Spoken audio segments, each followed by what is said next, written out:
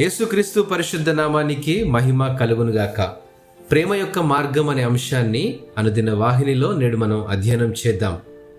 కొరింథీయులకు రాసినటువంటి మొదటి పత్రిక 14వ అధ్యాయము 1వ వచనం ప్రకారము, ప్రేమ కలిగినుటకు ప్రయాసపడుడి, ఆత్మ సంబంధమైన వరములను ఆసక్తితో అపేక్షించుడి, విశేషముగా మీరు ప్రవచన వరము అపేక్షించుడి. ప్రేమను కొనసాగించడం అంటే ఒకరికొకరు మంచి చేయడంలో వెనకాడకుండా మనతో పాటు మనతో ఉన్న వారిని కూడా కలుపుకుంటూ వెళ్ళడమే. ప్రేమ అనేది ఒక భావోద్వేగ భావన కంటే ఎక్కువ.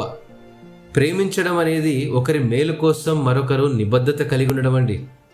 మనం ఒకరికొకరు సేవ చేయడానికి, ఒకరి కోసం మరొకరు త్యాగం చేయడానికి, మరియు మనం కలిసి క్రీస్తును అనుసరిస్తున్నప్పుడు ఎటువంటి విషయాలు కూడా మనల్ని విభజించకుండా ఉండడానికి సిద్ధంగా ఉన్నామని దీని అర్థం.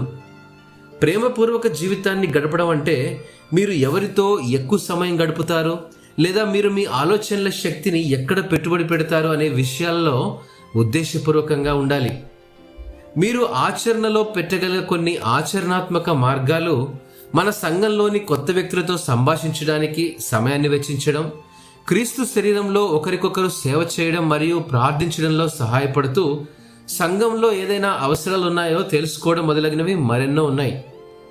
ఆత్మీయ వరాలను కోరుకునే విషయానికి వస్తే, మీరు దేవుని దయ మరియు ప్రేమ యొక్క వాహికగా మిమ్మల్ని ఉపయోగించుకునే అవకాశాలకు మిమ్మల్ని నడిపించమని మీరు దేవుని కోసం ప్రార్థించవచ్చు. సంఘంగా మనం కూడుకున్నప్పుడు మనలో దాగి ఉన్న ఆత్మీయ వరాలను తోటి విశ్వాసులకు తోడ్పడే ఉద్దేశాలు కలిగి ఉండేలా వినియోగించాలండి.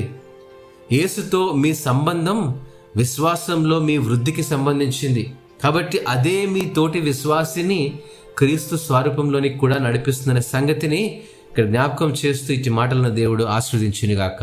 ఆమెన్.